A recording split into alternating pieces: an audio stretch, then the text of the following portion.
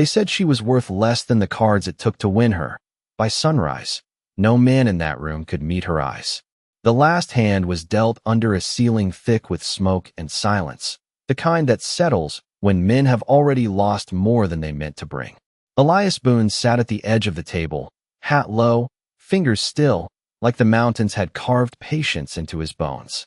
Across from him, Silas Grady smiled the way men do when they think the world already belongs to them. Chips were gone. Money had dried up. Pride was all that remained, and even that came cheap in a place like this. One more hand, Silas said, voice smooth as river stone. Winner takes what's left. No one asked what that meant. They all knew. The dealer hesitated for half a breath, then slid the cards anyway. Elias didn't look at his hand right away.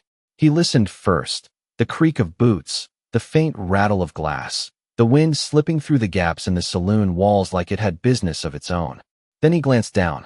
Not luck, not chance, just enough. When the cards hit the table, Silas leaned back too slowly. The smile didn't leave his face, but it changed shape. The kind of change a careful man notices. Well now, Silas said, tapping the table once.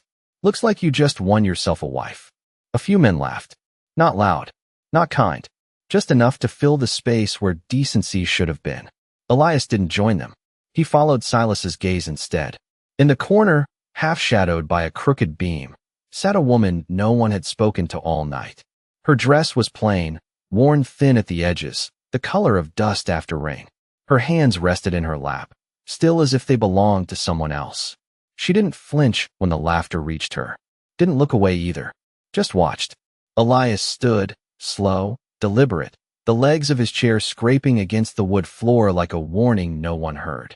He crossed the room in measured steps, each one steady, like distance mattered. When he stopped in front of her, the noise behind him faded, not because it ended, but because it no longer belonged to him. Up close, he noticed what the room had missed. The way her eyes held. Steady, not broken, not begging. The faint mark along her wrist, half hidden beneath the sleeve, like something once tight had been there too long. And something else, harder to name. Not fear. Not exactly. You coming? Elias asked, voice low, like he wasn't speaking to the room, just to her. She studied him for a moment, longer than most men would have allowed, like she was measuring something that didn't show on the surface. Then she stood. No hesitation. No thanks. Just movement. Behind them, a man muttered, ain't worth the trouble, Boone. Another added, you got cheated. Elias paused at the door, hand on the handle worn smooth by years of men leaving worse than they came in with. He didn't turn back right away. When he did, his eyes moved across the room once, slow, quiet, the way a storm looks before it decides where to land. Maybe, he said. Then he opened the door. Cold night air rushed in, sharp and clean, cutting through the smoke like truth through a lie. The woman stepped out first. Elias followed. And somewhere behind them, the laughter died, not all at once, but enough to matter. The night outside felt wider than the room they had just left, as if the sky itself had been holding its breath, and finally let it go the moment the door closed behind them. The wind carried the scent of pine and distant snow, sharp enough to wake a man up from any bad decision he had just made. Elias Boone pulled his coat tighter around his shoulders, not from the cold, but from the quiet that followed him like a shadow he had chosen. The woman stood a few steps ahead, not looking back, not waiting, just standing there as if she had been here before, in this exact moment, and already knew how it would end. Most would have spoken by now, asked where they were going, asked what came next. She did neither. Elias noticed that first. Then he noticed everything else. The way she kept her hands close to her sides, not defensive, but measured. The way her eyes moved across the dark street, not searching, but remembering. This was not a woman being led somewhere. This was a woman deciding whether to follow at all. My cabin is 3 miles north, Elias said, his voice steady, leaving space between the words like he did with everything else in his life. You can ride if you want, or walk. Either way, you are not staying in that place. She turned her head just enough to look at him, the lamplight from inside the saloon catching the edge of her face before the door shut completely and left them in darkness. And in the morning? She asked. Her voice was quiet, but clear, the kind of voice that did not ask for permission to be heard. Elias took a breath, slow, like he was weighing something heavier than the question itself. In the morning, you go where you choose. A pause settled between them. Not empty, not tense, just waiting to see if it would be broken. She stepped toward the hitching post where his horse stood, calm and patient, steam rising faintly from its back in the cold air. Her hand brushed along the saddle, not clumsy, not unsure. Familiar. Elias caught that too. People saw what they expected. He saw what did not fit. "You do not ask my name," she said, almost to herself. Elias shook his head once. "Names can wait." She studied him again, longer this time, as if that answer mattered more than the question. Then she placed her foot in the stirrup and mounted with a smooth motion that did not belong to someone who had been traded across a poker table. Another piece that did not fit. Elias took the reins and started down the narrow trail leading out of town, the horse's hooves soft against the dirt road. The saloon behind them faded into silence, swallowed by distance and darkness, but something else lingered. A feeling, like a door had not fully closed. Half a mile out, the wind shifted, carrying a faint echo of voices from the direction they had come. Not loud, not clear, just enough to remind a man that some things did not stay buried in smoke and whiskey. Elias did not turn back. He had spent too many years learning that the past followed whether you faced it or not. The woman behind him spoke again, softer now, almost lost to the sound of the wind. "You should not have taken that hand." Elias kept walking, eyes forward, boots steady against the frozen ground. "I did not take it," he said. "I played it." Another silence. This one different, heavier, like something had shifted just beneath the surface. Then she said, "That man did not lose me." Elias slowed, just a fraction, enough for the words to land where they needed to. He did not look back. "Not yet." "No," he said quietly. "Men like him do not lose anything they think they own." The horse breathed out, a slow cloud into the cold night, and for the first time since they had stepped outside, the woman's posture changed. Not weaker, not softer, just real. "Then listen carefully," she said, her voice steady, carrying something that had been waiting a long time to be spoken. "Because what you won tonight was never meant to be on that table." The wind moved through the trees ahead, low and constant, like a warning spoken in a language only the patient could understand. Elias Boone did not stop walking, but from that moment on, he knew one thing with certainty. Whatever rode behind him was not a mistake. It was a beginning. The cabin came into view just before the first hint of dawn touched the horizon, a low structure of rough timber and quiet endurance sitting at the edge of a clearing that had learned long ago not to expect company. Elias Boone slowed as they approached, not because he was unsure, but because something about bringing another soul into that place felt like breaking a rule he had not spoken out loud in years. The horse stopped on its own, as if it understood the weight of arrival better than most men ever could. She slid down from the saddle without asking for help, her boots meeting the frozen ground with a soft, steady sound that carried more certainty than hesitation. Elias took the reins and tied the horse to the post, his movements simple, practiced, the kind that came from repetition rather than thought. When he turned back, she was already studying the cabin, her eyes tracing the lines of the roof, the door, the single window that caught the pale gray light of morning. "You live alone," she said, not as a question, but as a conclusion. Elias nodded once. Half for a while. He stepped past her and pushed the door open, the hinges giving a low groan that echoed briefly before settling into silence. Inside, the air held the scent of wood smoke and old pine, warm. Enough to take the edge off the cold, but not enough to pretend comfort was something this place offered freely. He moved to the stove, adding a piece of split wood, the fire catching slowly, like it had to be convinced to keep going. "There is water by the basin," he said without turning. "Blankets by the wall. You can take the bed." She did not move right away. Elias felt it without looking, the way her presence lingered in the doorway, measuring something again, always measuring. "And you?" she asked. "I will manage." He did not explain, did not offer more. He never did. A man who had spent years alone learned that too many words only made things harder to carry. She stepped inside then, closing the door behind her, sealing out the last of the night. For a moment, neither of them spoke. The fire crackled softly, the only sound in a space that had forgotten conversation. Then she moved toward the table, her fingers brushing against the surface as if confirming it was real. Her eyes fell on a small stack of papers near the corner, worn edges, careful writing, nothing a mountain man was expected to keep. She did not touch them, but Elias saw the shift in her gaze. Another piece that did not fit.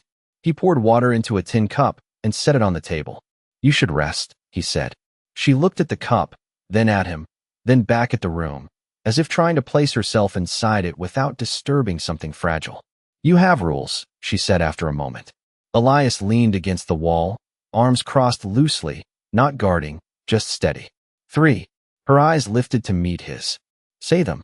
He held her gaze, not challenging, not soft, just clear. "No locks on that door," he said, nodding toward the entrance. "You leave if you want, when you want." A small pause. The fire shifted, sending a brief flicker of light across her face. "No one touches anyone," he continued. "Not unless asked." Another pause, longer this time, as if the words had more weight than they seemed. "And in the morning, you decide your own road."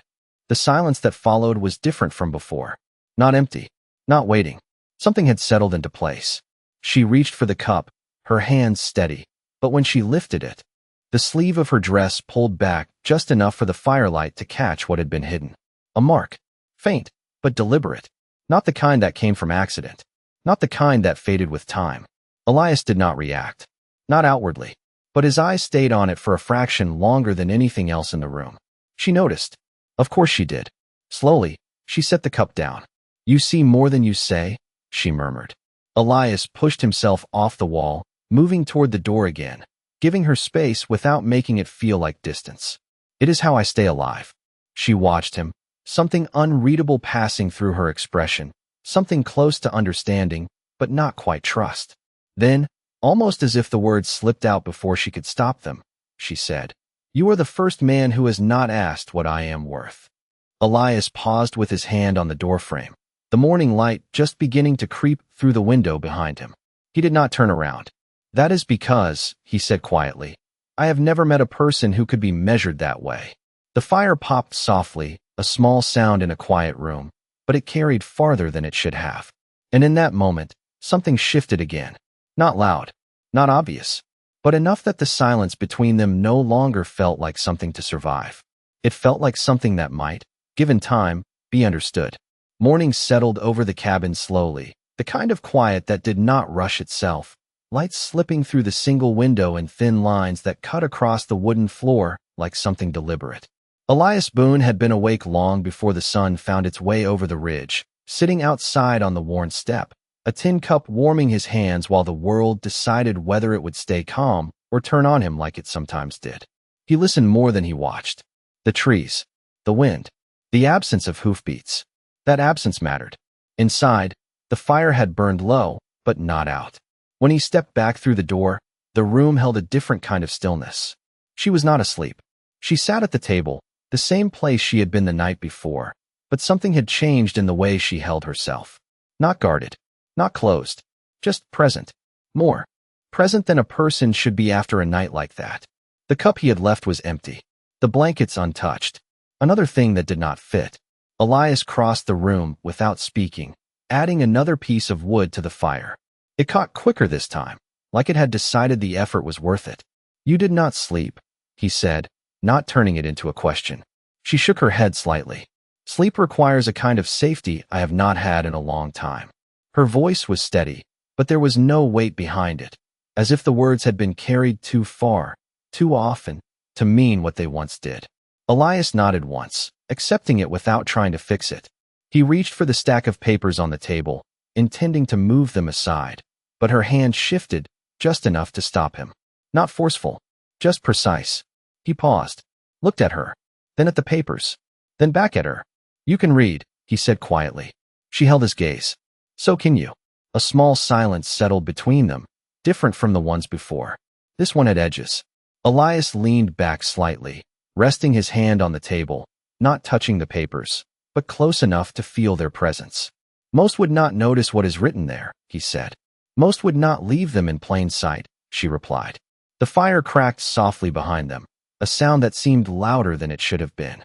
Elias studied her for a moment longer, then moved away, giving the table back to her without argument.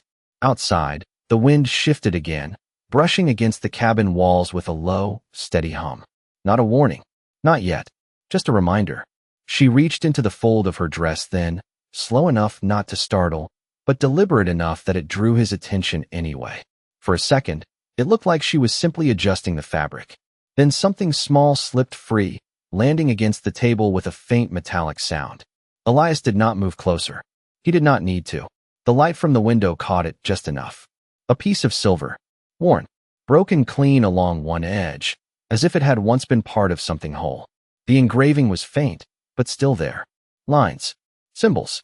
Not decoration. Meaning. Elias felt something shift in his chest. Not sudden. Not sharp, but certain. He had seen that mark before. Not here. Not recently. But somewhere that had stayed with him longer than it should have. She watched his reaction without speaking, her eyes steady, measuring again, always measuring.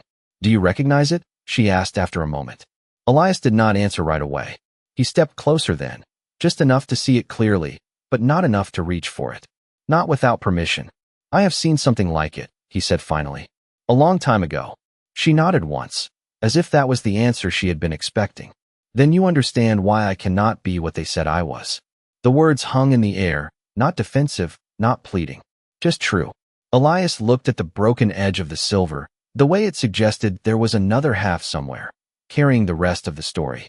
He had spent years avoiding other people's stories. They had a way of pulling a man into places he had worked hard to leave behind. But this one was already here, sitting at his table, holding something that did not belong in a place like this. Outside, far off, something changed.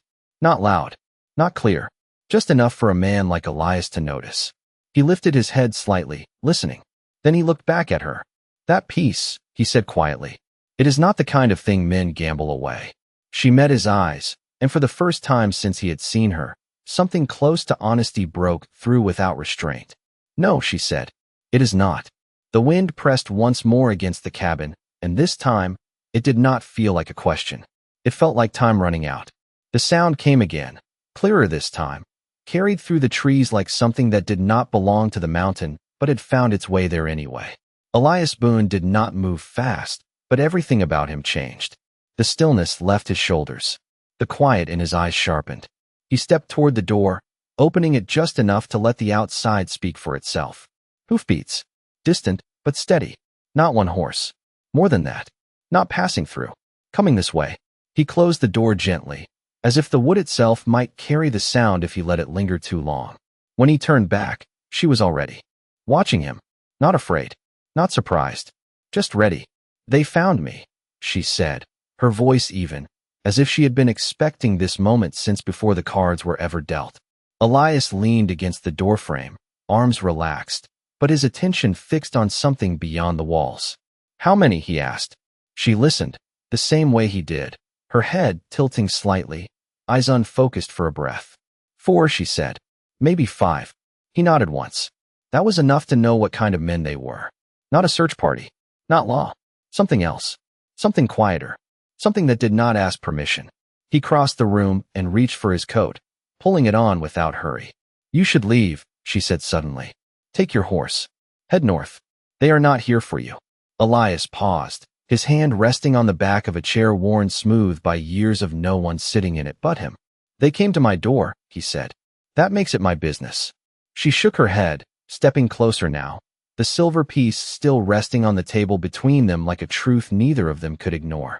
You do not understand, she said, and for the first time, there was something beneath the calm. Not fear, not panic, urgency. Men like that do not stop at what they came for. They take what is in their way. Elias looked at her then, really looked, not at the marks, not at the object, but at the weight behind her words. He had heard that kind of certainty before. It usually came from people who had learned the cost of being right too many times. Then we make sure they find nothing in their way, he said quietly. The hoofbeats grew louder, not rushed, not careless, just steady enough to say they were confident about where they were going. Outside, a crow called once, then went silent, as if even the birds knew when to step aside. She moved toward the table, her hand hovering over the silver piece before she picked it up, her fingers closing around it like it carried more than metal. They are not looking for me, she said. Elias did not respond right away. He waited. Let the words settle. Then what are they looking for? He asked. She held his gaze, and this time, there was no hesitation at all. What I carry. The answer did not surprise him. Not anymore. Nothing about this had been what it seemed from the moment the cards touched the table. He glanced at the walls of the cabin, at the small space that had held his solitude for years without question. It felt different now. Smaller. Not weaker. Just no longer empty. Outside, the riders slowed. The rhythm of their horses shifted, hooves pressing into the dirt with intention instead of distance. They had reached the clearing. Elias stepped toward the window, just enough to see without being seen. For men, coats dark with travel, faces unreadable at this distance, but their posture said enough. They were not here to ask. They were here because they believed the answer already belonged to them. He stepped back from the window and looked at her again. Whatever you are carrying, he said, it brought them here. She nodded. Yes. A pause.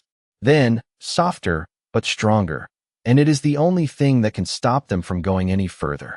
The room fell quiet again, but not the same quiet as before. This one had weight. Direction. Elias reached for the door handle, his grip steady, his eyes clear in a way that only came when a man stopped deciding and started acting. Then we make sure it does not leave this place, he said. She stepped closer, just enough that the distance between them no longer felt like separation. You still do not know what it is, she said. Elias opened the door, the cold air rushing in once more, sharper now, carrying the presence of the men outside. He did not look back at her when he answered. I do not need to, he said. I just need to know it matters. And for the first time since she had stepped into his world, she did not measure him. She believed him.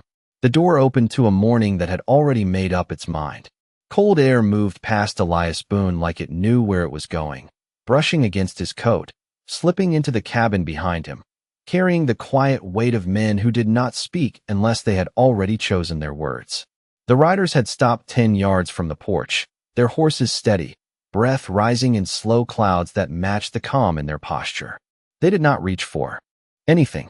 They did not need to. The man at the front sat a little straighter than the rest, his eyes moving once across the cabin, then settling on Elias as if he had expected to find him there all along. Morning, the man said, his voice even, almost polite, the kind of tone that made people forget what stood behind it. Elias stepped out onto the porch, closing the door behind him halfway, not enough to hide what was inside, just enough to keep it his. You are a long way from town, Elias replied. The man nodded slightly, as if acknowledging a fact that did not matter. So are you. A pause followed, not uncomfortable, not tense, just measured. The other riders spread out a little, not surrounding, not threatening, just placing themselves where they could see everything that needed seeing. Elias noticed it all. He always did. We are looking for something, the man continued. Not someone. Something. Elias leaned one shoulder against the post, his stance relaxed, his eyes steady. You rode 3 miles into the mountain for something, he said. Must be worth the trouble. The man allowed himself a small smile. Not warm. Not cold. Just practiced. It is. Behind the door, inside the cabin, she stood still, listening. Every word carried through the wood like it had been invited. Her fingers closed tighter around the piece of silver, the edge pressing into her palm just enough to remind her this was real. She had heard that voice before. Not in this place. Not in this light. But close enough to know what came after it. We were told it passed through town last night, the man said. Changed hands at a table. Elias did not look back. A lot of things change hands in that place, he said. Most of them are not worth riding after. The man's gaze shifted briefly to the door, then back to Elias. This one is different. Another pause. The wind moved through the trees again, softer now, like it was waiting to see which way the moment would turn. Elias pushed himself off the post, standing a little straighter, not as a challenge, not as a warning, just as a man who had decided where he stood. Then you should have held on to it better, he said. One of the riders behind the leader shifted slightly, the leather of his saddle creaking in the quiet, but the man at the front did not move. His eyes stayed on Elias, studying him, measuring him the same way she had. You do not seem like a careless man, he said, which makes me think you already know what we are talking about. Elias let the silence stretch just long enough to matter. I know men who come this far do not leave empty-handed, he said. That is usually true, the man replied. But today does not have to follow the usual pattern. Inside, she stepped closer to the door, not opening it, just close enough that she could feel the shape of the conversation forming. This was the moment she had been running toward, not away from. The moment where the truth either stayed hidden or stepped into the light and took its chances. She looked down at the silver in her hand, then toward the wall where the papers rested, then back to the door. Her voice, when it came, was low, but it did not shake. "They will not leave," she said softly, more to herself than to him. Outside, the man tilted his head slightly, as if listening to something beyond Elias, something just out of sight. "We are not here to make trouble," he said. "We are here to collect what does not belong here." Elias met his gaze without flinching. "That depends on who you ask," he said. The man's expression did not change, but something in his eyes sharpened, just enough to show that the line had been drawn, even if no one had spoken it out loud. The mountain held its breath again, the same way it had the night before, waiting to see which kind of man would stand on that porch when the silence finally broke. The silence did not break all at once. It shifted, like something heavy adjusting its weight before deciding where to fall. Elias Boone stood on the porch with the same steady posture, but inside, something had already settled into place. He was not waiting anymore. He was choosing.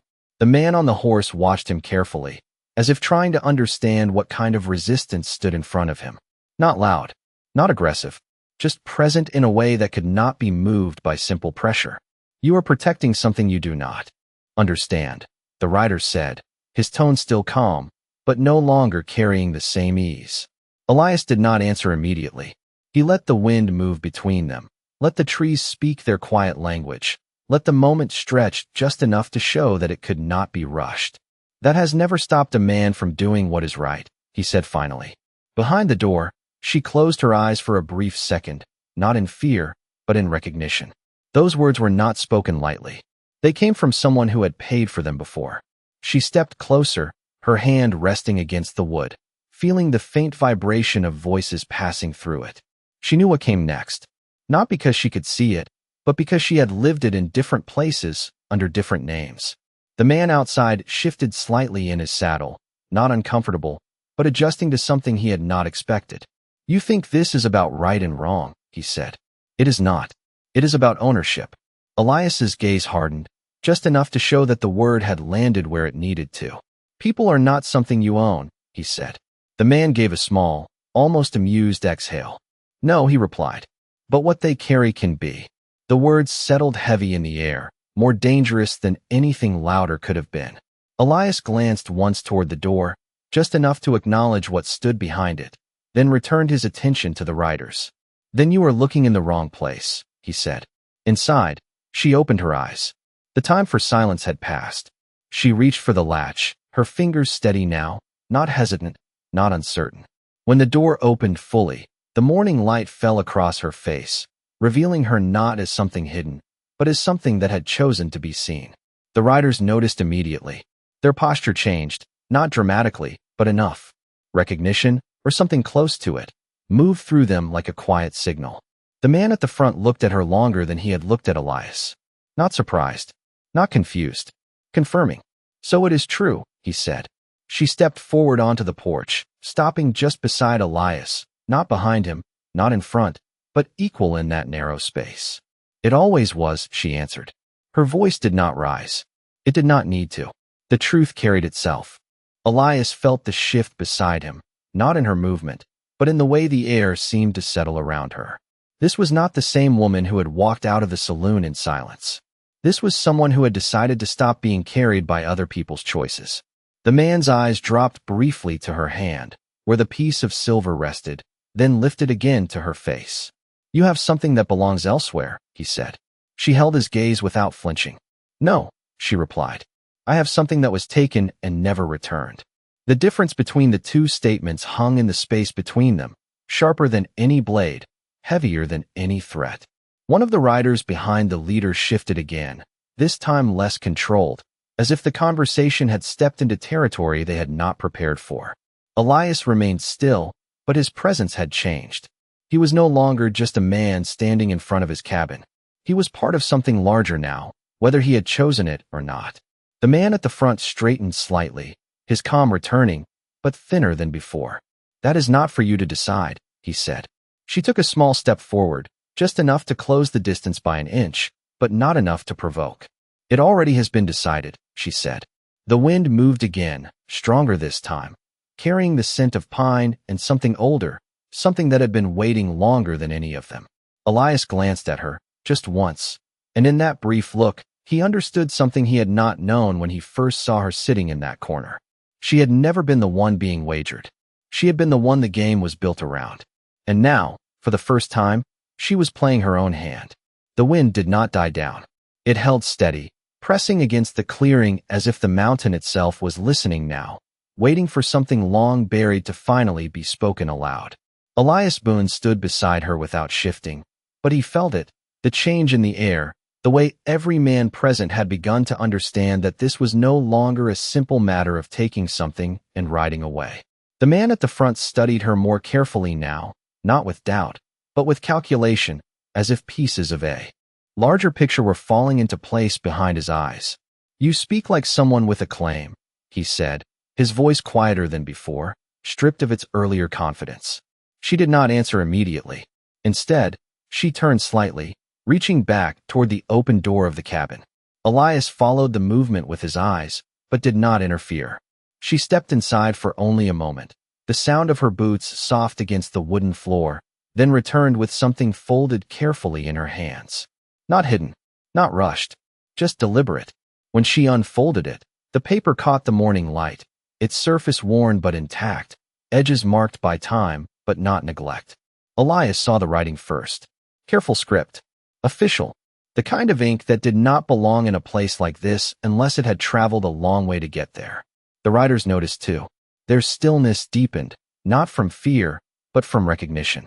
"You have been chasing the wrong thing," she said, her voice carrying across the clearing without effort. It was never the silver. She held the broken piece in one hand, the paper in the other, as if showing both sides of the same truth. "This is what you were sent for." The man at the front did not move, but something in his posture shifted, the weight of his authority adjusting to something he had not expected to face out here, miles from town, on a porch that should have meant nothing. "That document does not belong to you," he said, though the certainty in his voice had thinned.